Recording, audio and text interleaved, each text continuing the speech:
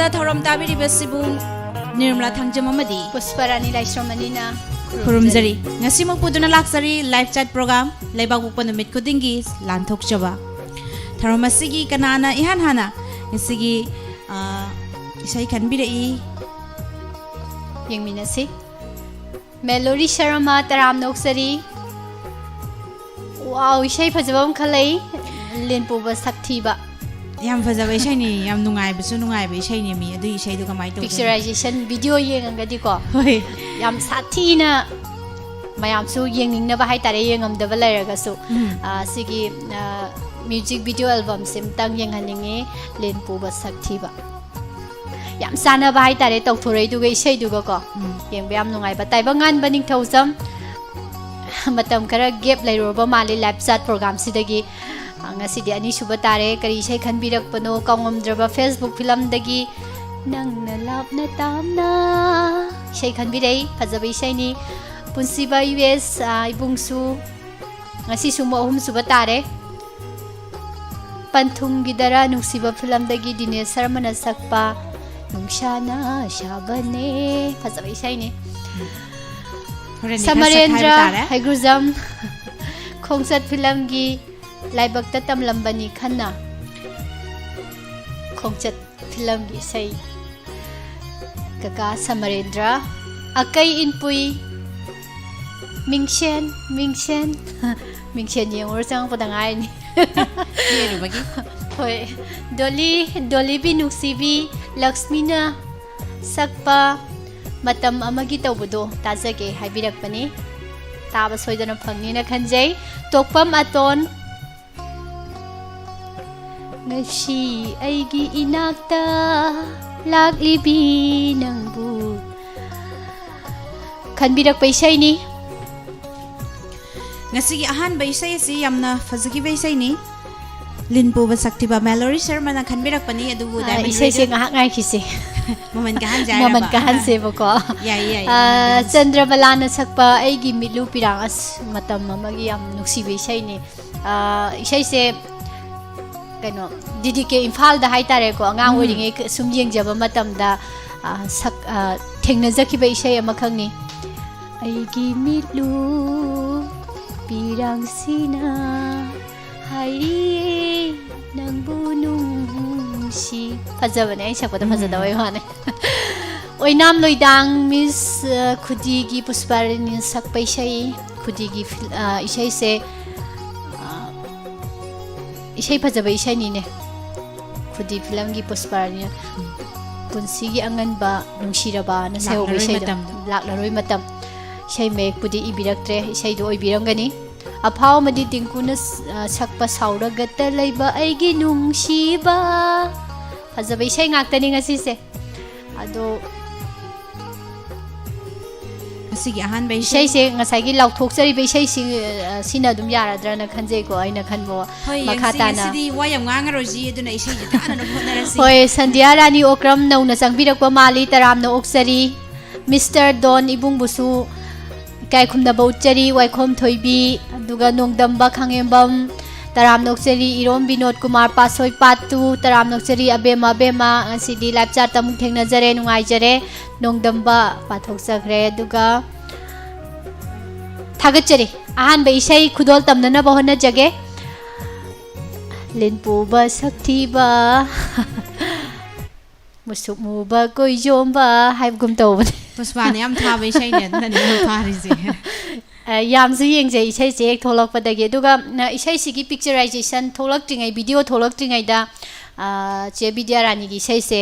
मणिपुरी मतम इसेदा अइना इसे सिमा लै हाबदे खंगसु खंगजदे दुगा थारुबा मतमदा इसेगी सहेक्से सिमाय ओइ लेरम्बा होय याम खोइदाजगी हाइतारे ngasiदी आइगी नुंगाइबदुदा अमुसुमु पेलहनबिबा भिडियो ओइना पुथोकपिरक्तनाको याम नुंगाइजरे अमु ngasi मु मयाम पन्ना नुंगाइना तामिनबगी खुदोंचाबा अमा मेलोरी शरमना उपिबिरे थागतचरी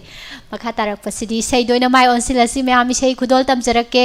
नुंगाइना ताबियु विद्यारानीना सकलिबा इसेने लाइश्रम विद्यारानी BS हिदंगी मयेक्ता पोइरे थोक्सोमना थवाई हापीबा म्यूजिक डायरेक्शन पीबीबा इसेने तामिनसे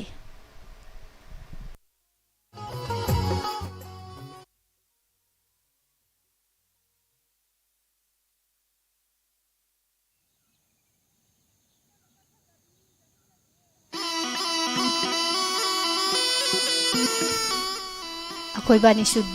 ꯗꯥꯟꯁ ꯉꯥꯏꯍꯥꯛ ꯇꯧꯁꯤꯀꯣ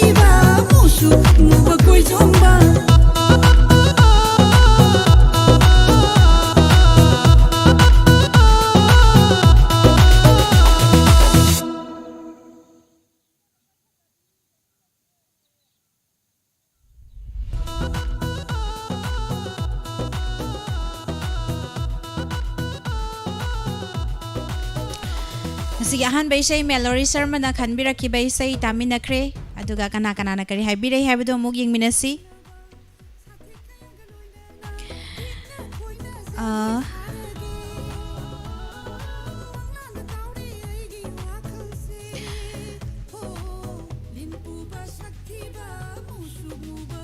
mayam sa isay yam nungay na tabi Irom Binod Kumar Abema Mamadi Miss Dermla isai kanbagi yari bro hekta nang haude habire yengsi nang bra habdo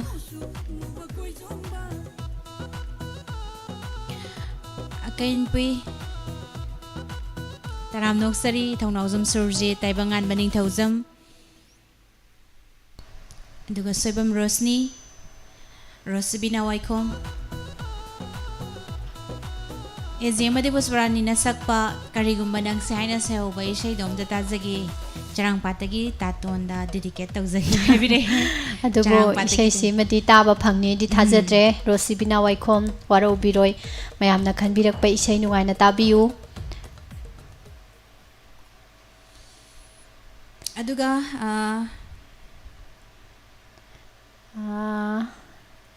ngasidi steamer se yam watle kai kai chakram no khangdi ngasi je ban ga lei bazala general strike torom gadaba male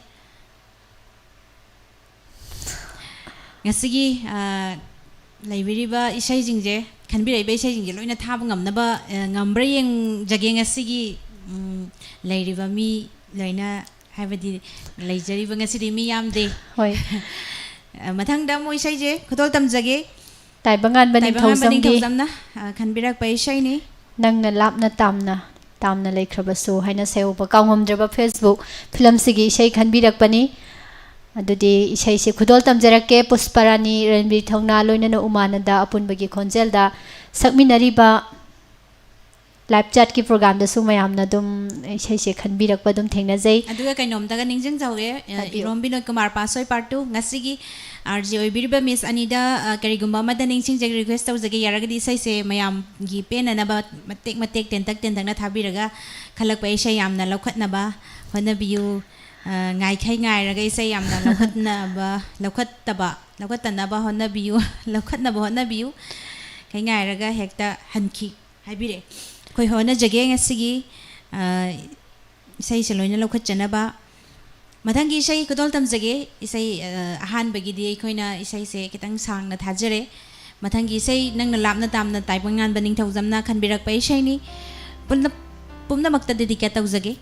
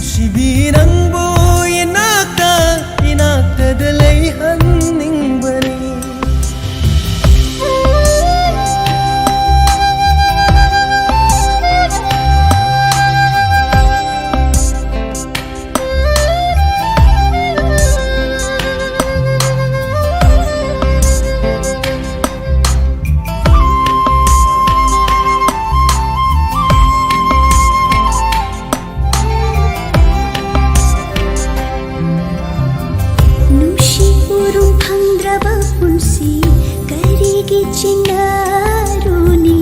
मैशामाबु मै चाक्तन योमलब पुंसी ओइबियोको नन्ना लिरि होम्बा मालंबा Lerang lainada pagkasela ayukin nani nandi Shiva nangi lainang muthamoy palna Lerang lainada pagkasela ayukin nani nandi Shiva nangi lainang muthamoy palna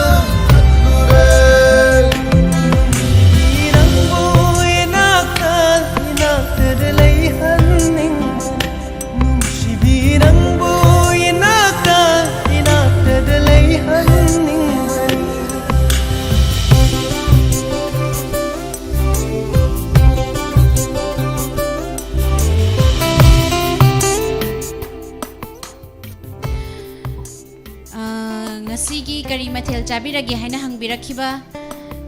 ngasi se kari thongmano saidubo ꯀꯥꯎꯊꯣꯛꯈ꯭ꯔꯤꯔꯒ ꯀꯥꯎꯊꯣꯛꯈ꯭ꯔꯤꯅꯤ ꯃꯤ ꯉꯁꯤꯁꯦ ꯉꯥꯒ ꯃꯌꯥꯟ ꯉꯥ ꯊꯣꯡꯕꯁꯨ ꯌꯥꯎꯔꯦ ꯑꯗꯨꯒ ꯆꯝꯐꯨꯠ ꯌꯥꯎꯔꯦ ꯀꯥꯡꯉꯧ ꯌꯥꯎꯔꯦ ꯁꯤ ꯈꯛꯇ ꯑꯣꯏꯔꯝꯒꯅꯤ ꯅꯨꯡꯇꯤꯁꯨ ꯃꯌꯥꯝ ꯃꯌꯥꯝ ꯆꯥꯗꯅꯀꯣ ꯀꯥꯎꯋꯦ ꯍꯦꯛꯇ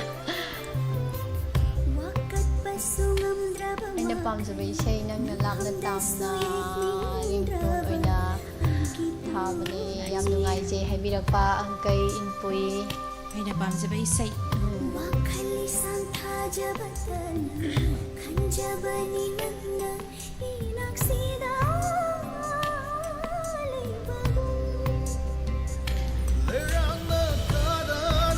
ꯊꯥꯒꯠꯆꯔꯤ ꯀꯃꯦꯟꯁꯦ ꯑꯗꯨꯝ ꯌꯦꯡꯕ ꯌꯥꯕ꯭ꯔꯥꯅ ꯌꯦꯡꯖꯕꯅꯤ ꯔꯟꯖꯤꯇꯥ ꯀꯩꯁꯥꯝ ꯃꯇꯨꯝ ꯂꯥꯡꯂꯦꯝꯕꯤ ꯊꯧꯅꯥꯎꯖꯝ ꯁꯨꯔꯖꯤꯠ ꯅꯟꯗꯤꯅꯤ ꯊꯧꯅꯥꯎ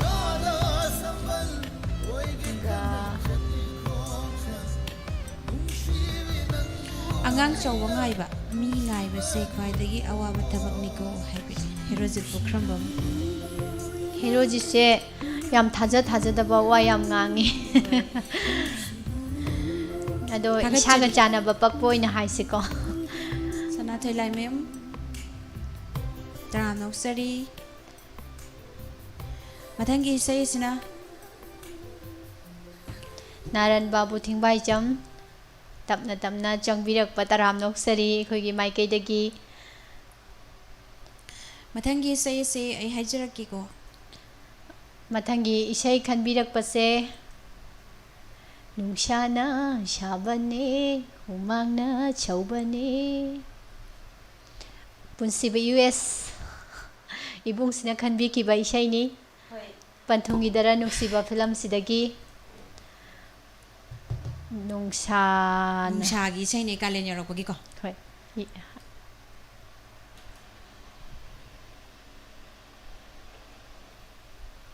ꯏꯁꯩꯁꯤꯁꯨ ꯌꯥꯝꯅ ꯅꯨꯡꯉꯥꯏꯕ ꯍꯥꯏꯕꯗꯤ ꯇꯥꯕꯗ ꯌꯥꯝ ꯅꯨꯡꯉꯥꯏꯕ ꯏꯁꯩꯅꯤꯀꯣ ꯅꯨꯡꯁꯥꯅ ꯁꯥꯕꯅꯤ ꯍꯨꯃꯥꯡꯅ ꯁꯧꯕꯅꯤ ꯆꯥꯟꯅꯕꯤ ꯃꯅꯥꯛꯇ ꯆꯠꯀꯗꯕ ꯑꯩꯗꯤ ꯀꯤꯔꯦ ꯎꯔꯨꯝ ꯅꯪꯁꯨ ꯂꯥꯡꯂꯣ ꯃꯥꯂꯪ ꯅꯪꯁꯨ ꯁꯤꯠꯂꯣ ꯑꯩꯒꯤ ꯆꯥꯟꯅꯕꯤ ꯃꯍꯥꯛꯇꯨ ꯋꯥꯔꯝꯂꯅꯤ ꯇꯦ ꯏꯁꯩꯁꯦ ꯑꯃꯨꯛ ꯗꯤꯅꯦꯁ ꯇꯒꯤ ꯇꯥꯕꯤꯁꯤ ꯄꯨꯝꯅꯃꯛꯇ ꯗꯦꯗꯤꯀꯦꯠ ꯇꯧꯖꯒꯦ ꯈꯟꯕꯤꯔꯛꯄ 이번 폰스바 US 타겟줄이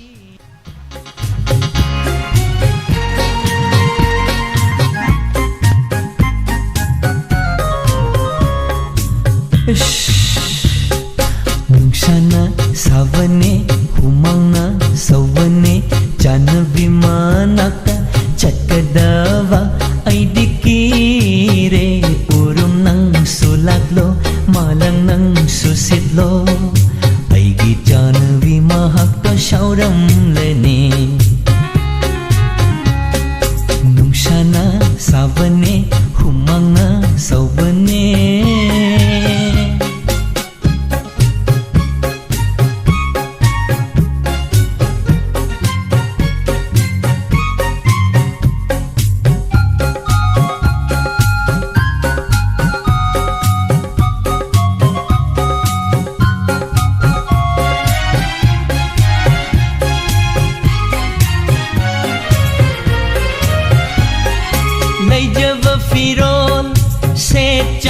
duna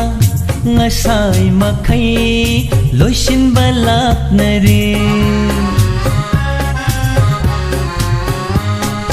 nungsha magi mai sha lakta kuchu kume tai fet tai khani mai thong loina maksilani aigi chana bimana yaudri ngaida nungsana savane humanga sauvane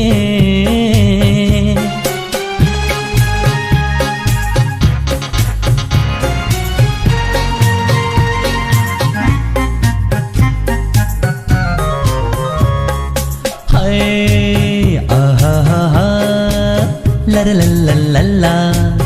eh hey hey hey hey hey hey hey hoy hoy hoy hoy hoy la la la la la la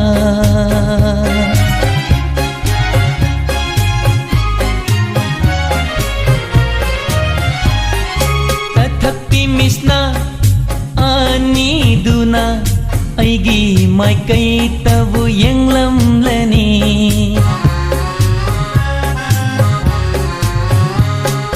waro ganbi magi thamoina lakle roi khana waro ram lani no jagi thamoi wahan baso pamje de pakhang aigi wakhal sena nungsana savane humanga say matam siyam sana bay say matami nagre mayam puna yam nungay zay mayam na nungay na tabi ba sebem sana su live chat program siyam nungay miss ani ki acting su uda nga uri ay bire ice cream yo malak ani miss ani ki siyang wila adi fa daw ni ice cream chaningi mutum lang len bi Thagachari mathangki isai sina muk isai se adum ngasidi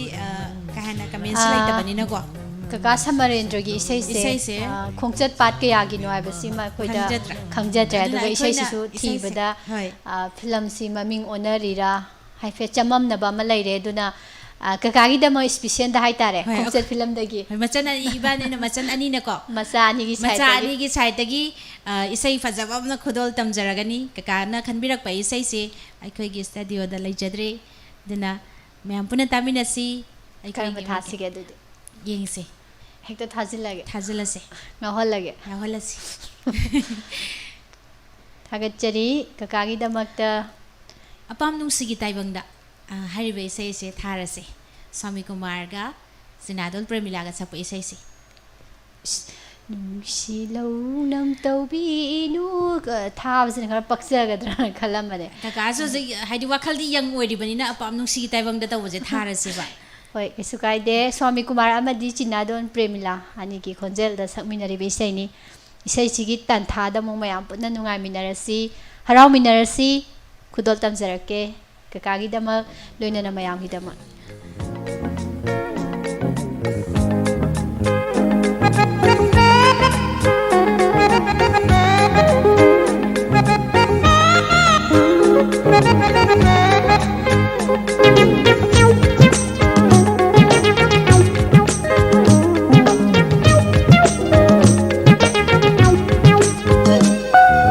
Apam nungshigi taibangda Apam nungshigi taibangda Nungsi hai bangda ba Onakku karappanupano ahamba thengnaba oikhibana pukninggi apamba su phongamde thamoigi aningba su hai ngamde Onakku karappanupano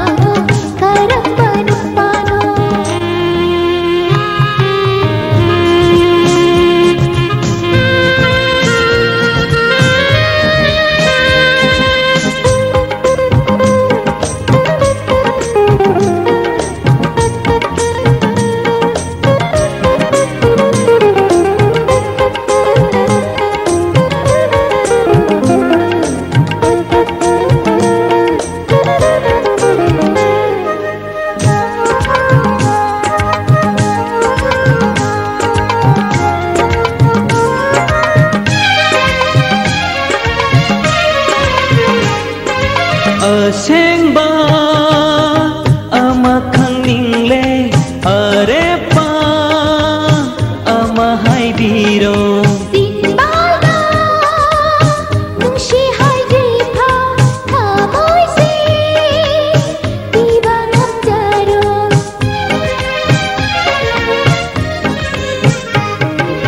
ꯑꯁꯦꯡꯕ ꯑꯃ ꯈꯪꯅꯤꯡꯂꯦ ꯑꯔꯦꯞꯄ ꯑꯃ ꯍꯥꯏꯕꯤꯔꯣ ꯆꯤꯟꯕꯥꯜꯗ ꯅꯨꯡꯁꯤ ꯍꯥꯏꯗ꯭ꯔꯤꯐꯥ ꯊꯃꯣꯏꯁꯦ ꯄꯤꯕ ꯉꯝꯖꯔꯣ ꯆꯤꯝꯕꯥꯅ ꯍꯥꯏꯗꯣꯛꯄ ꯉꯝꯗ꯭ꯔꯁꯨ ꯃꯔꯨꯞꯀꯤ ꯃꯇꯦꯡ ꯂꯧꯔꯛꯀꯦ ꯆꯤꯝꯕꯥꯅ ꯍꯥꯏꯗꯣꯛꯄ ꯉꯝꯗ꯭ꯔꯁꯨ ꯃꯔꯨꯞꯀꯤ ꯃꯇꯦꯡ ꯂꯧꯔꯛꯀꯦ ꯃꯤꯉꯣꯟꯗ ꯄꯥꯎꯊꯥꯡ ꯄꯤꯔꯛꯂꯕ ꯃꯤꯃꯥꯡꯗ ꯏꯀꯥꯏꯕ ꯅꯪꯖꯅꯤ ꯃꯤꯉꯣꯟꯗ ꯄꯥꯎꯊꯥꯡ ꯄꯤꯔꯛꯂꯕ ꯃꯤꯃꯥꯡꯗ ꯏꯀꯥꯏꯕ ꯅꯪꯖꯅꯤ ꯑꯍꯥꯟꯕ ꯊꯦꯡꯅꯕ ꯑꯣꯏꯈꯤꯕꯅ ꯄꯨꯛꯅꯤꯡꯒꯤ ꯑꯄꯥꯝꯕꯁꯨ ꯐꯣꯡꯉꯝꯗꯦ ꯊꯃꯣꯏꯒꯤ ꯑꯅꯤꯡꯕꯁꯨ ꯍꯥꯏ ꯉꯝꯗꯦ ꯍꯣꯏ ꯅꯪꯕꯨ ꯀꯔꯝꯕ ꯅꯨꯄꯥꯅꯣ ꯀꯔꯝꯕ ꯅꯨꯄꯥꯅꯣ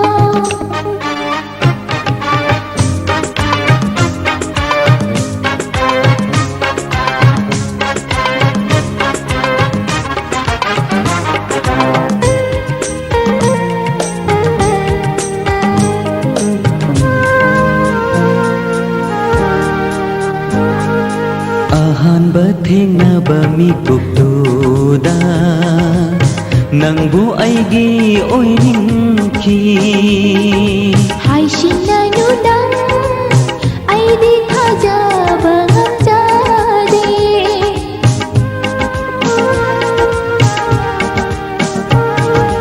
ꯑꯍꯥꯟꯕ ꯊꯦꯡꯅꯕ ꯃꯤꯀꯨꯞꯇꯨꯗ ꯅꯪꯕꯨ ꯑꯩꯒꯤ ꯑꯣꯏꯅꯤꯡꯈꯤ ꯍꯥꯏꯁꯤꯟꯅꯅꯨ ꯅꯪ ꯑꯩꯗꯤ ꯊꯥꯖꯕ ꯑꯩꯈꯣꯏꯒꯤ ꯁꯥꯏꯠꯇꯒꯤ ꯈꯨꯗꯣꯜ ꯇꯝꯖꯕ ꯀꯀꯥ ꯁꯃꯔꯦꯟꯗ꯭ꯔꯒꯤ ꯏꯁꯩ ꯇꯥꯃꯤꯟꯅꯈ꯭ꯔꯦ ꯈꯣꯡꯆꯠ ꯄꯥꯔꯠ 1 ꯅꯤ ꯍꯥꯏꯕꯤꯔꯛꯏ ꯈꯣꯡꯆꯠ ꯄꯥꯔꯠ 1 ꯗꯒꯤꯀꯣ ꯑꯗꯨꯒ ꯃꯊꯪꯒꯤꯁꯤꯗꯤ ꯗꯣꯂꯤꯗꯤ ꯏꯁꯩꯍꯧꯁꯦ ꯑꯣꯟꯅꯕ꯭ꯔꯥ ꯀꯨꯟꯖ ꯕꯤꯍꯥꯔꯤꯒꯤꯕꯨꯗꯤ ꯌꯥꯎꯏꯀꯣ ꯅꯍꯥꯛ ꯌꯥꯎꯗ꯭ꯔ ꯄꯨꯟꯁꯤꯁꯦ ꯀꯨꯟꯖ ꯕꯤꯍꯥꯔꯤꯒꯤ ꯏꯁꯩ ꯌꯥꯎꯏ ꯑꯗꯨꯕꯨ ꯑꯃꯕꯨ ꯑꯣꯏꯔꯦ ꯉꯁꯤꯗꯤ ꯅꯆꯥ ꯑꯅꯤꯒꯤ ꯁꯥꯏꯠꯇꯒꯤ ꯍꯥꯏꯇꯥꯔꯦ ꯍꯣꯏ ꯀꯀꯥꯗ ꯑꯗꯨꯒ ꯁꯅꯥꯊꯣꯏ ꯂꯥꯏꯃꯌꯨꯝ ꯃꯤꯁ ꯅꯤꯔꯃꯂꯥꯅ ꯁꯛꯄ ꯃꯤꯁ ꯄꯨꯁꯄꯔꯥꯅꯤꯒꯤ ꯃꯌꯦꯛꯇ ꯁꯛꯈꯤꯕ ꯏꯁꯩꯗꯨ ꯊꯥꯔꯛꯑꯣ ꯍꯥꯏꯅ ꯍꯥꯏꯕꯤꯔꯛꯑꯦ ꯏꯁꯩꯁꯦ ꯍꯦꯛꯇ ꯈꯟꯖꯤꯜꯂꯛꯄ ꯑꯗꯣ ꯊꯥꯗ꯭ꯔꯒꯁꯨ ꯑꯗꯨꯝ ꯑꯩꯈꯣꯏꯅꯤꯅ ꯑꯃꯅ ꯈꯪꯗꯦ ꯑꯗꯨꯝ ꯉꯪꯉꯕꯅꯤ ꯑꯗꯣ ꯉꯁꯤꯒꯤꯗꯤ ꯏꯁꯩꯁꯤꯁꯨ ꯑꯃꯨꯛ ꯇꯣꯞ 10ꯒꯤ ꯃꯅꯨꯡꯁꯨ ꯆꯟꯗ꯭ꯔꯕꯅꯤꯅ ꯑꯃꯨꯛꯁꯨ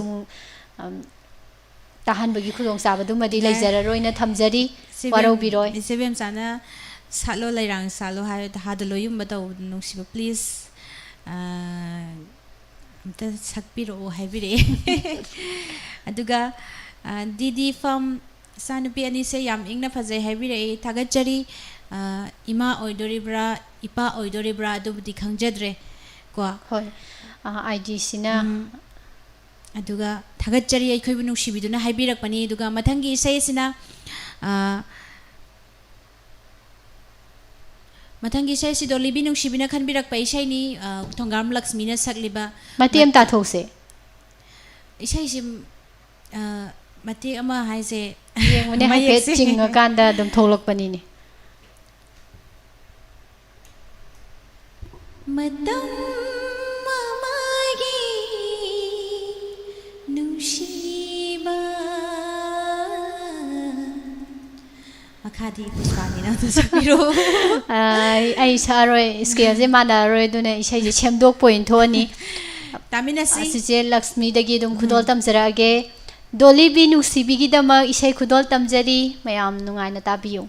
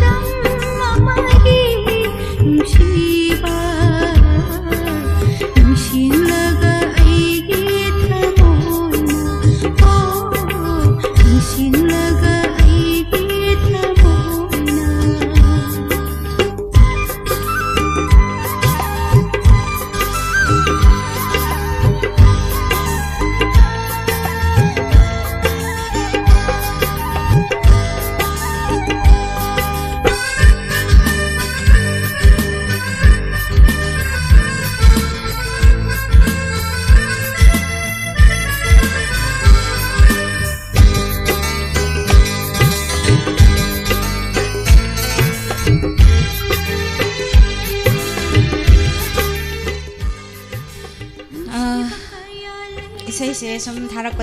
पदा पिकमन दना उदौ जावरे पिकमन बगी सुनतबा कोई की अकै इन पुई से तेन मिंगसेन ना सुम हाइरे इरा मिंगसेन से दो ताजगे हाइबिरे इरा साइ लाउथोक पदबुदी याउजखरे दुमपु अवोइबा मा दुम ओइजरसन से खुदोल तमजरगे आदि मिंगसेन से लाइबनिना को खुदोंग जाबसिमा पिजरगे हुचागे फिल्म दगी सुरमा मदी पुष्परानी अनि बुना सकमिना बैसाइने दो मरक्सिदा कमेंट खरा येमिनसी खेतुई मयुम संगीता अदुगा हेरोजि पुखरमबमना हाइबिरे इसा ngमदबना मरम ओइरगा अनाम फगदौबा इसै खनबिरो मयामन हाइबिरे होय याय हेरोजित की वाफम सिसु दुम याय सनाथोय लाइमयुम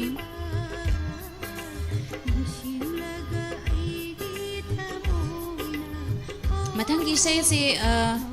अकेन पुइने खनबिरक को इसे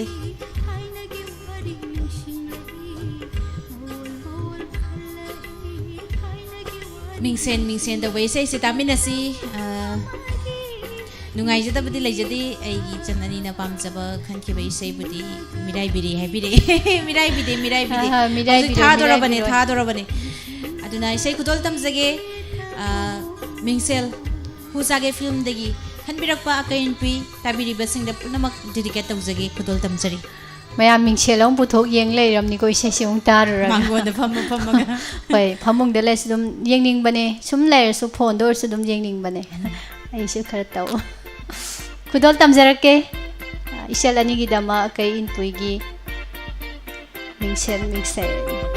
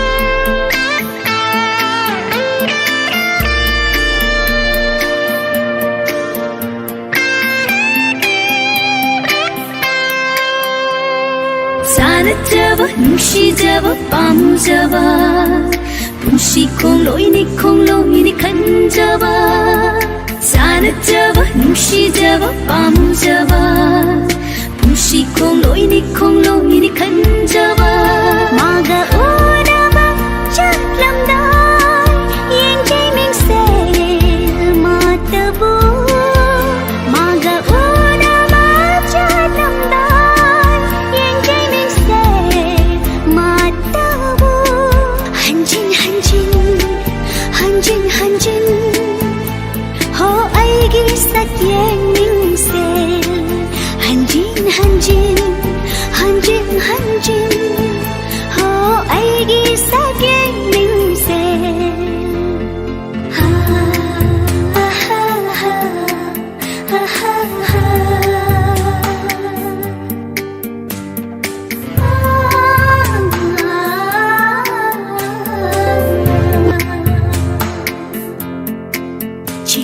चिक्लब अपिक्प कादुगी उशिरब ठाउँमै मङ्गलदा चिक्लब अपिक्प कादुगी उशिरब ठाउँमै मङ्गलदा शारी नुसिवारी पुन्सिलाई पङ्गिवारी तामिन नखरे मिंगसेल मैम सु मिंगसेल यंग बिरमगदब माली Ngasai day yenge habis dum yauri. मिंगसेल यंगे तोरकांदा लेरमद्रे Bimol समसान थांगजम Mombam लाइश्रम रोशनी Hemolata en Bimol मथंगी Mombam साइजना तोकपम अतोनगी इसैनी ngasi aigi nagta lakliba nahak si kanano haina se oba isai arvin na sakoi isai ni khanbira ise mayam na dedicate tawjage manglan da kalak pasu yauraba male adubu yengminasi hemolata en yamna phajai Kanabu oiriga bala ise hadaki sina kana oidoriba karam thoga bagaina khalakpa mikuptaga seise taningakpaga maliko ngahan makhai sum set song aramaga hadakti khara seise khara gara sum thaira thaira lakpadawna tawe khara gara dum kakhalakpadawna tawe boko koi aton tokpam aton habibani mingse ngasi aigi nakta lakibi nangbu kanano haina sehoba arbin hi sei Hello tamjage mayam puna taminase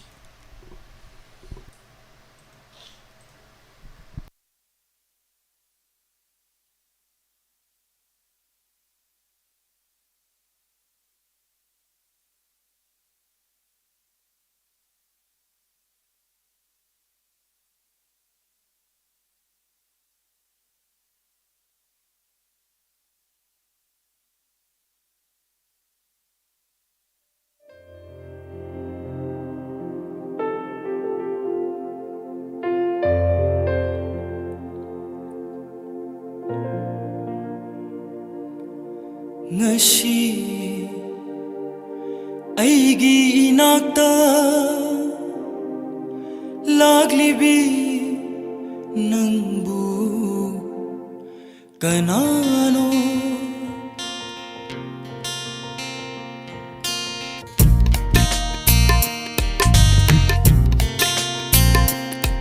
ngasi aigi inakta laglibi nangbu kanano mangla taibangla khandare oiriba matau shekarino o mangla taibangla khandare oiriba matau shekarino ngasi aigi inakta laglibi nangbu kanano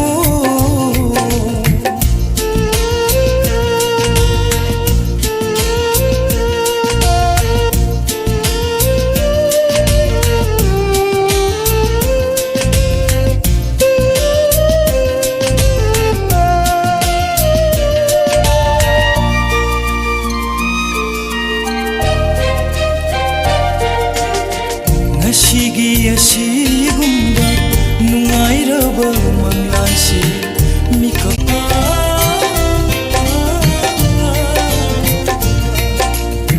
nushi sayon tauduna heloina bu chelabara change sanjinba unsi chupa chenbiu unsi chupa chenbiu ngashi aigi inakta laglibi nangbu kanano mangla taibangla khandare oiriba matau shekarino o mangla taibangla khandare oiriba matau shekarino ngasi aigi inakta laglibi nangbu kanano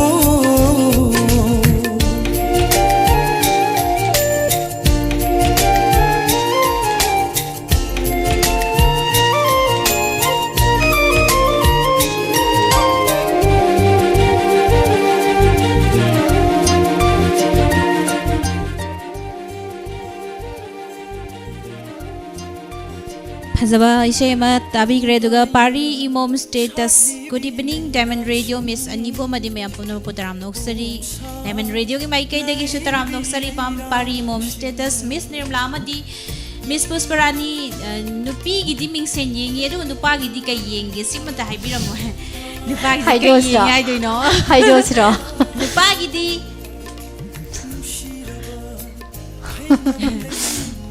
ꯃꯌꯥꯝꯁꯨ ꯑꯗꯨꯝ ꯈꯪꯉꯝꯒꯅꯤꯗ ꯅꯨꯄꯥꯒꯤꯗꯤ ꯅꯨꯄꯥꯒꯤꯗꯤ ꯅꯨꯄꯤ ꯌꯦꯡꯉꯤ ꯌꯥꯝ ꯆꯨꯝꯃꯝꯅꯦ ꯑꯩꯈꯣꯏ ꯃꯤꯁ ꯅꯤꯔꯃꯂꯥꯅ ꯍꯥꯏꯁꯦ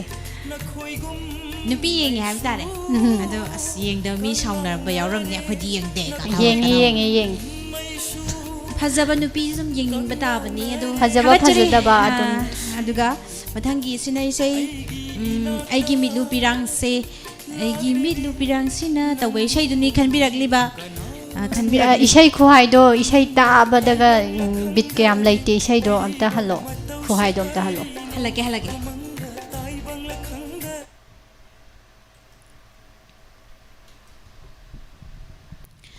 ꯑꯩꯒꯤ ꯃꯤꯠꯂꯨ ꯄꯤꯔꯥꯡꯁꯤꯅ ꯍꯥꯏꯔꯤꯌꯦ ꯅꯪꯕꯨ ꯅꯨꯡꯁꯤ ꯀꯥꯏꯅꯔꯁꯤ ꯍꯥꯏꯕꯤꯒꯅꯨ ꯑꯩꯗꯤ ꯀꯥꯎꯕ ꯉꯝꯂꯣꯏ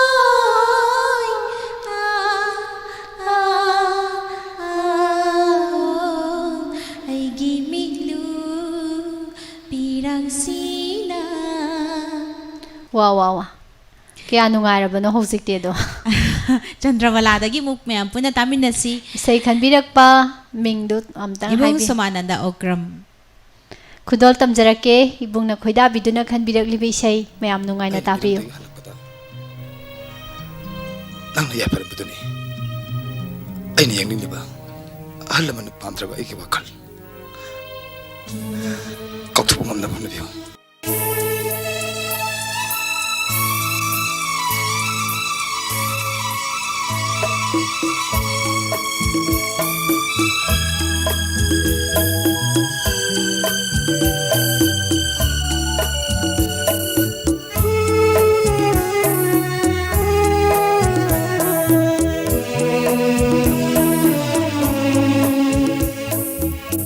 ꯑꯩꯒꯤ ꯃꯤꯠꯂꯨ ꯄꯤꯔꯥꯡꯁꯤꯅ ꯍꯥꯏꯔꯤꯌꯦ ꯅꯪꯕꯨ ꯅꯨꯡꯁꯤ ꯀꯥꯏꯅꯔꯁꯤ ꯍꯥꯏꯕꯤꯒꯅꯨ ꯅꯪꯕꯨ ꯀꯥꯎꯕ ꯉꯝꯂꯣꯏ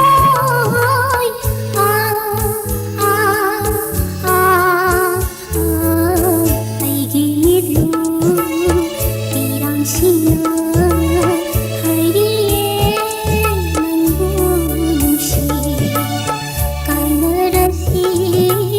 하이비가노 낭부 가와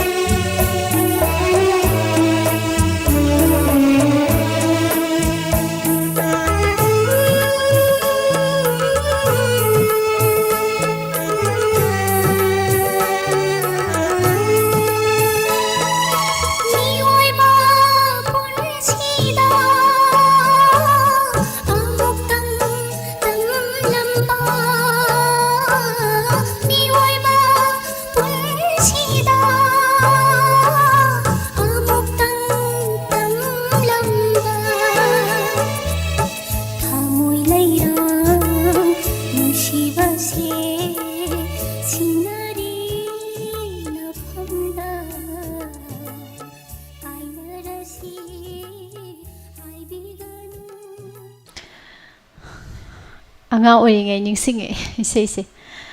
kainoga khangdinge dum yengbado TV da ko black white ta hoi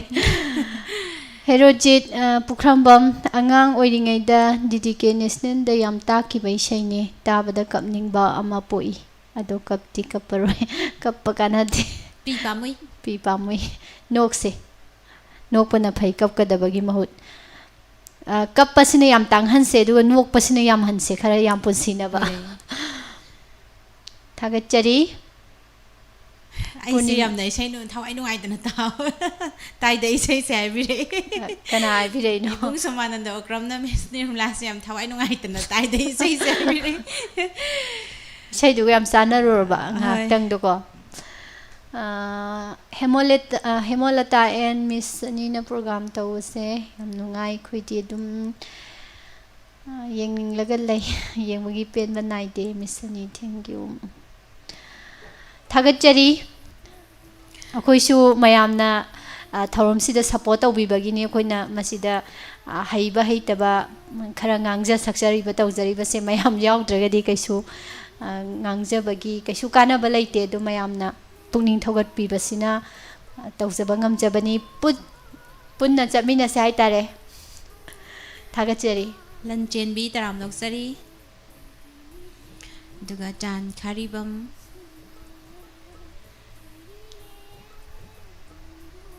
tamna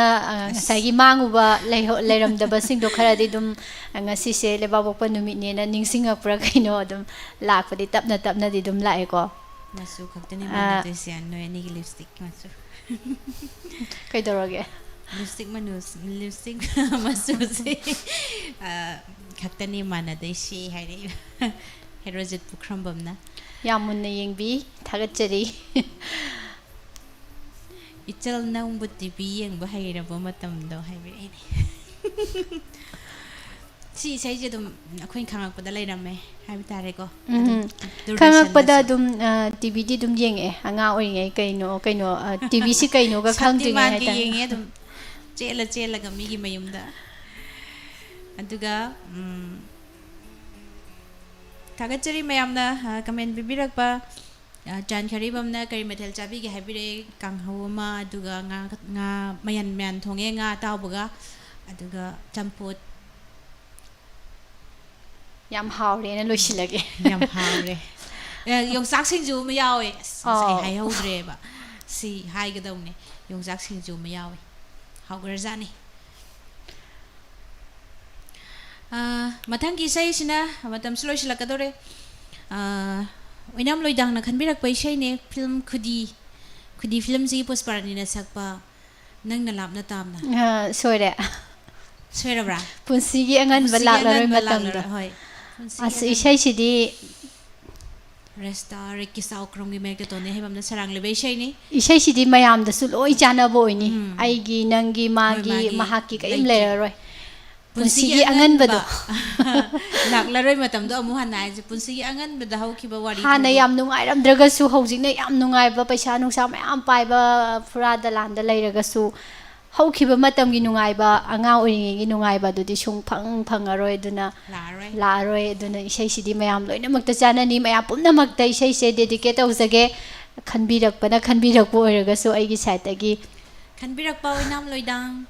khodol tamjage taminasi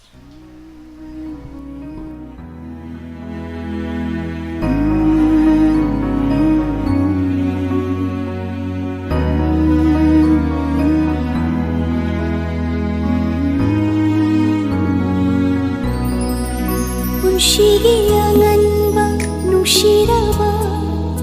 laglaroi matam do amukhanna punshigi anganba nushiraba laglaroi matam do amukhanna nangi nushiwarida mipum khoding nakalak na sona khibani nangi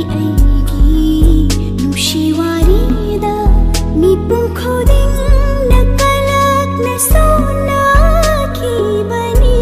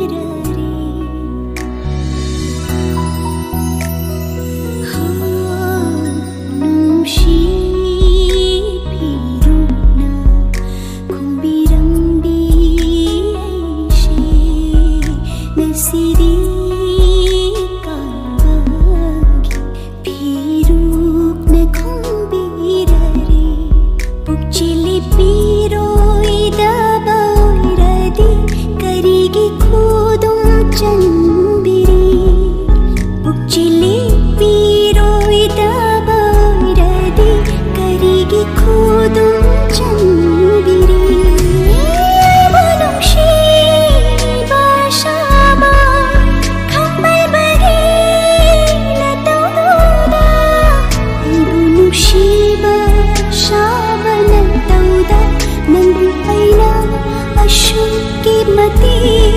था जरूरी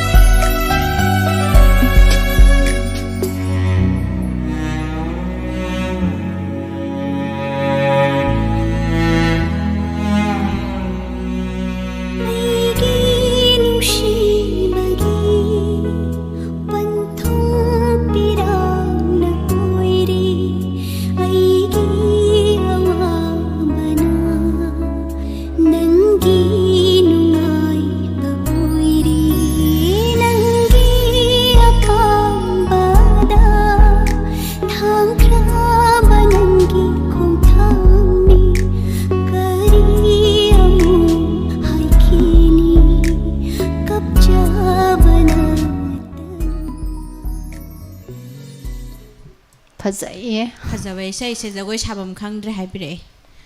फजामंदना चिंबाय जमना फजामंदना दुगा थागचरी मयाम worry सनबिबा मेसनी मारोबिदा इसे सकपिरमो हेमोला तायना मेसनी खंजल दो नाजबनी यामना thank you हाइबिरे इसे जिंगा सिजे सअरोगिना तौबने हाबिदि सिजे इसे आदि practice ता होदरे करी सकदो अदो पुंगsak saksalake loisilakpada aduga waineha debi taramnauchari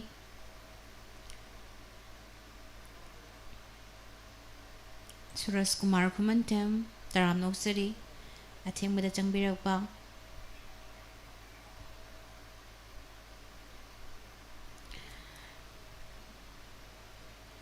mathangi sei sina koigi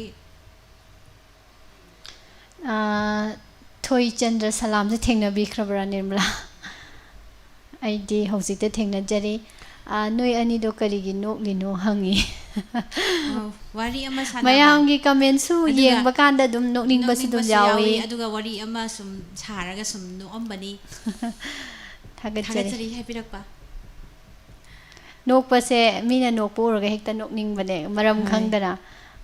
अदो mayamsu khara sum program sigi nungai noksana ba haidana khoini su nokning da boy dum khara ga di no in mathangda isai se sandyara ni okram gi sai ne tinku pauna mamadi afau da afau ani puna sakminariba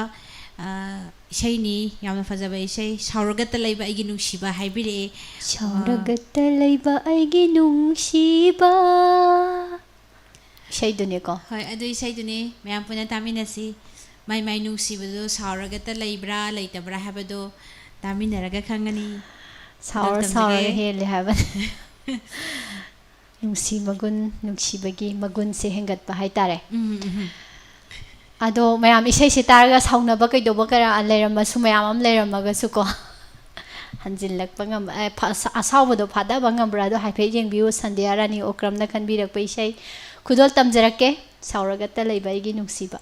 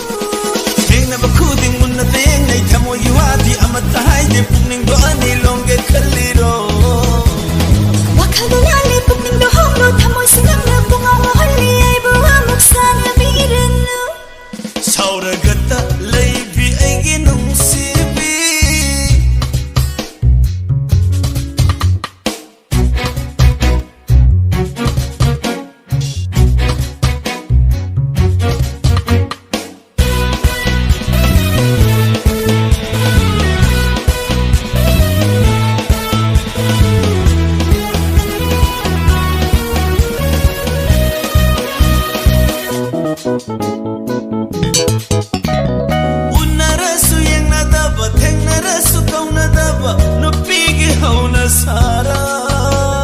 ꯐꯣꯡꯗꯣꯛꯇꯕ ꯅꯨꯡꯁꯤꯕꯕꯨ ꯆꯨꯝꯂꯤꯗꯅ ꯈꯜꯂꯨꯕꯗ 이칭ꯗ 찡나락래 ꯊꯃꯣꯏ ꯃꯁꯛ ꯈꯪꯗꯅꯗꯤ ꯅꯨꯡꯁꯤ ꯍꯦꯛꯇ ꯐꯣꯡꯗꯣꯛꯅꯕ ꯌꯥꯎꯗꯤ ꯌꯥꯎꯗꯕꯅꯤ ꯐꯅ ꯌꯥꯝꯅ ꯈꯟꯖꯔꯁꯨ ꯐꯅ ꯌꯥꯝꯅ ꯅꯨꯡꯁꯤꯔꯁꯨ ꯅꯤꯄꯥꯅ ꯍꯥꯏꯅꯕꯅꯤ 사우라갔다 레이비 에게 농시비 ꯄꯨꯛꯅꯤꯡ ꯍꯨꯕ ꯇꯍꯩꯕ ꯑꯩꯒꯤ ꯄꯥꯝꯕ ꯊꯃꯣꯏ ꯃꯁꯛ ꯈꯪꯗꯅ ꯅꯨꯡꯁꯤꯂꯛ ꯊꯥꯛꯄ ꯆꯤꯡꯅꯈꯤꯒꯅꯨ ꯊꯦꯡꯅꯕ ꯈꯨꯗꯤꯡ ꯃꯨꯟꯕꯇ ꯌꯦꯡꯅꯩ ꯊꯃꯣꯏꯒꯤ ꯋꯥꯗꯤ ꯑꯃꯠꯇ ꯍꯥꯏꯗꯦ ꯄꯨꯛꯅꯤꯡꯗ ꯑꯅꯤ ꯂꯣꯡꯒꯦ ꯈꯜꯂꯤꯔꯣ ꯋꯥꯈꯜꯗꯣ ꯂꯥꯜꯂꯤ ꯄꯨꯛꯅꯤꯡꯗꯣ ꯍꯣꯡꯂꯣ ꯊꯃꯣꯏꯁꯦ ꯅꯪꯅ ꯄꯨꯡꯉꯥꯎ ꯉꯥꯎꯍꯜꯂꯤ ꯑꯩꯕꯨ ꯑꯃꯨꯛ ꯁꯥꯟꯅꯕꯤꯔꯨ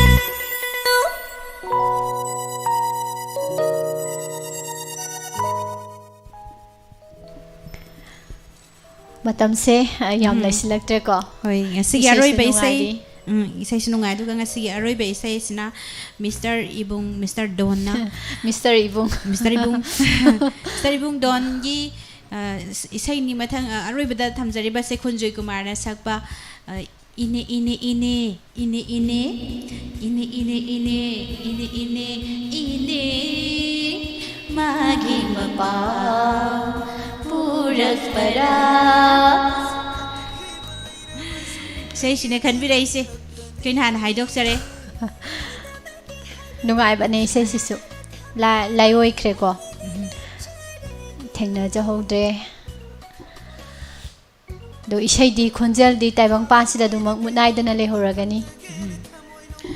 aduga isai khudol tam jagi ngasi aroi be isai matam su lesilaktre Iron Vinod Kumar Miss Nirmala Madi ai gi isai thaba nangdasu Miss Anina sakpira mo mate amatang please kaubigano hai kari isai khanbirak kibano khangde kautho hodre hoi ado punna punjilaga hai tare losilakpada dum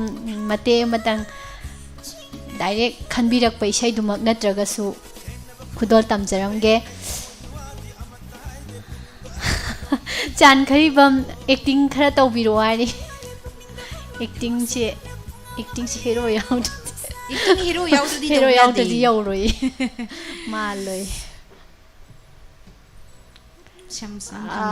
Miss Ani action yauna sakpiyo hari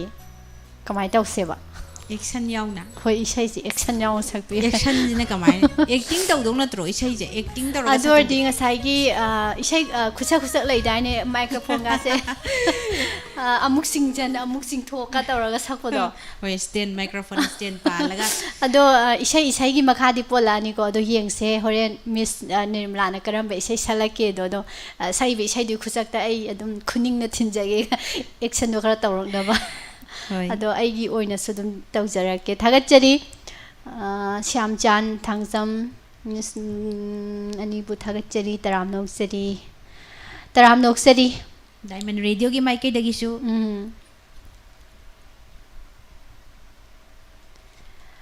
thagachari mayam pumna hana duga aroi bagi shai ine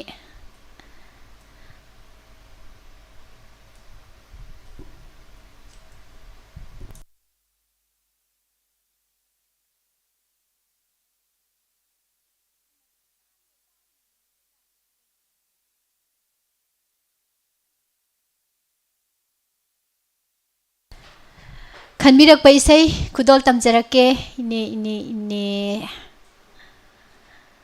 nungai na tabiyu Mr. Don ibungi damai isai khudol tamjare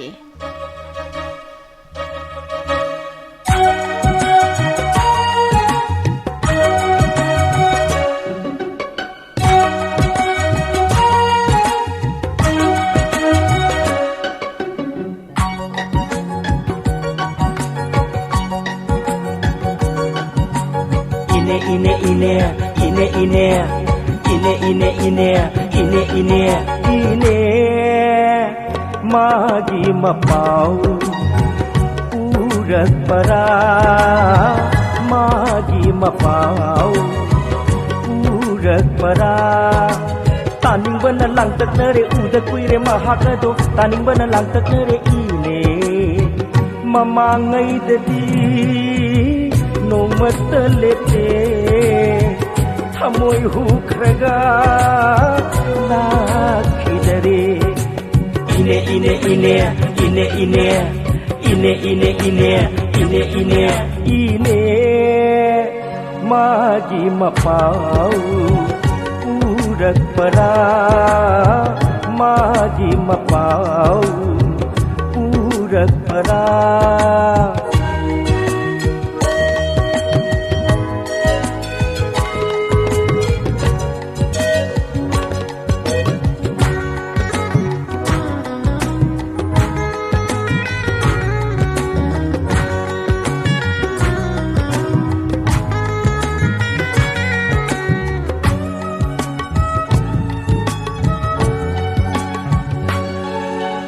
मागी थमोय खंगलिबनी इने नंगदी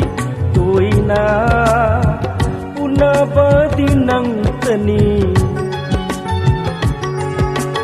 ऐगी वाबशे उरिबनी इने नंगदी उचेल ओलमगादरने माबू मागी थमोय खंगलिबनी इने नंगदी तोइना बदी नंगतनी ऐगी वाबशे उरिबनी इने नंगदी उचेल ओलमगादरने माबू ममांगैददी नोंमत लेप्ते थमोय हुख्रगा लाखिदरे इने इने इने इने इने इने इने इने इने इने इने magi mapau urakpara magi mapau urakpara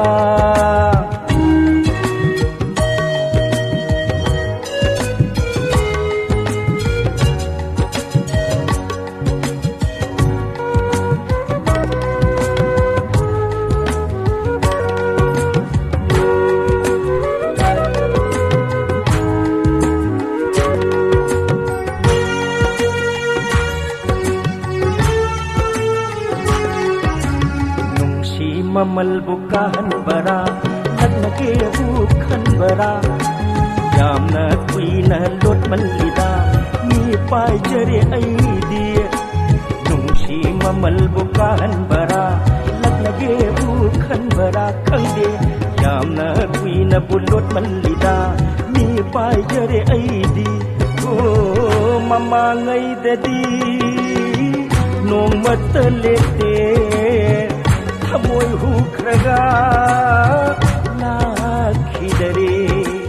इने इने इने इने इने इने इने इने इने इने इने मागी मपाउ उरकपरा मागी मपाउ ibung Mr. Don gi shaina ngasigidi top tare aina sum khanbada Sige, ibung Mr. Ibung Don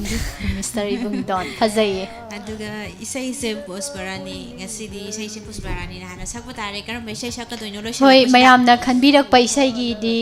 matang sida lokhatjaba loisinjare aduga loisilakpada isai mate mangangbiramo na mayam na haibirak pani do dum ngangjabani he heksu haiba haitaba haiba tare do naunaga tharum sida join tawbirakpa mayam na di kari thoksei na tawja sajai no gana khan basu yaubigani saisakpa ama sigi profession da laijabana chade adu mayam gi ngaktang entertainment oina nungai jana ba haidana haiba hitaba thekna thekno da no haidare sura khara chena maye khara chena dumai toraga dum thogal tawjabani mayam na madugi nungai bi bado laibiraga sei mate ema ngangbiramo haidana haibirakpa yam nungai je haraujai haiba hitaba adu maksakningi haitare mayam na haibirakpagi matungina hoi ado ngasi di aina hana sa ona Miss Nirmala na haibire hoi mate madang aduga matek sa aga tharam solution na batawsi hoi matek loisilak pa ngasi di aina hanek ta khulangang kaurage चिंगी लेरांग अमगी वारीनी फजब इसे दा दिनेश की इसे मते अमतंग खुदोल तमजरके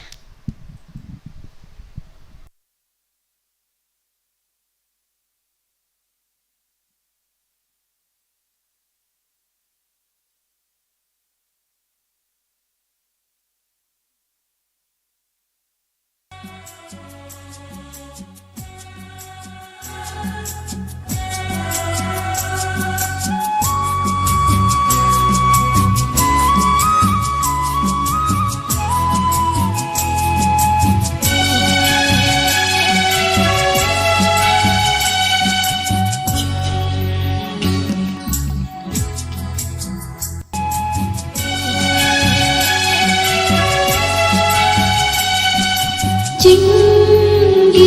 लेरांग अमगी वारीनी लोईबी चिंसांग नापोंदा साथौबी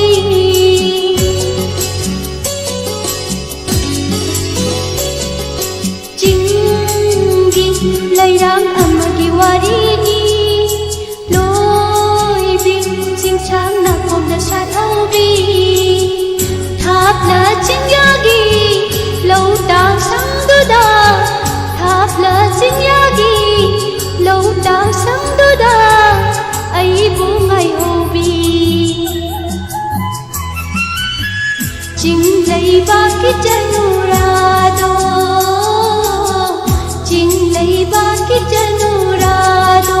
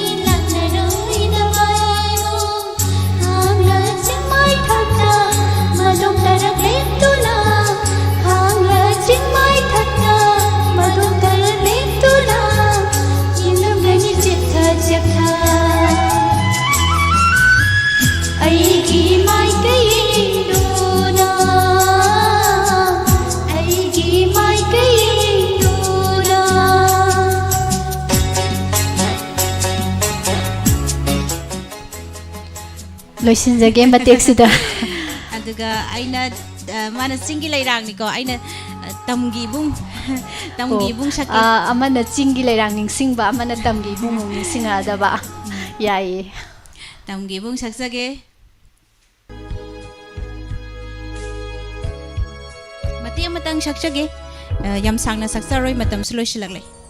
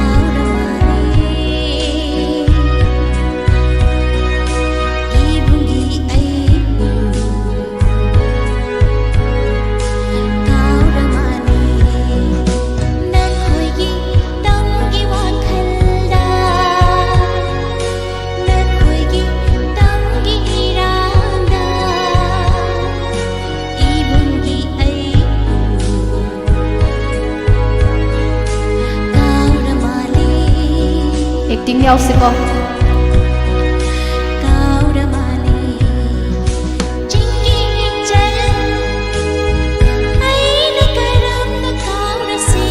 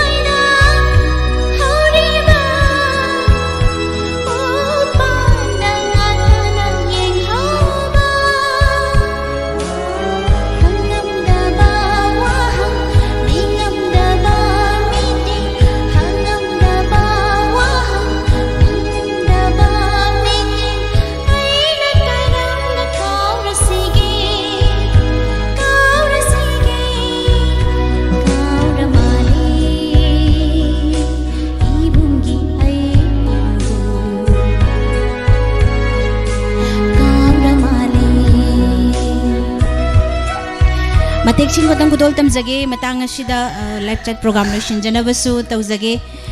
थागतचरी मयाम याम थागत पीरे खरा खरा हिजा हिजाबा मयाम गिसु अदुगा radio ताबिरिबा मयाम गिसु Hoy. लोइनना anchor सिंगिसु हाइबा तारे हिजा हिजाबा करा करी करी नो खरा तौमिनरगा ngaihaktang awa pothaminabagi thauramni mayamna yam pungning thogat piba hainingai leitana थागतचरी ngasigi damaktadi हप्ता अमगी मनुंगदा अमुक्तंग थमजबा लाइव चैट प्रोग्राम मतांग असिदा लोइसिनजबगी अयाबदो मयामदगी लौजरी मथंगी लेबा पोकपदा ताबिनिंग इसै नोट तौसिनबिरगा गाइदुना लाइबिरमु मयामगी दमक्ता इसै पुदुना लाक्सगे थागतचरी हना हना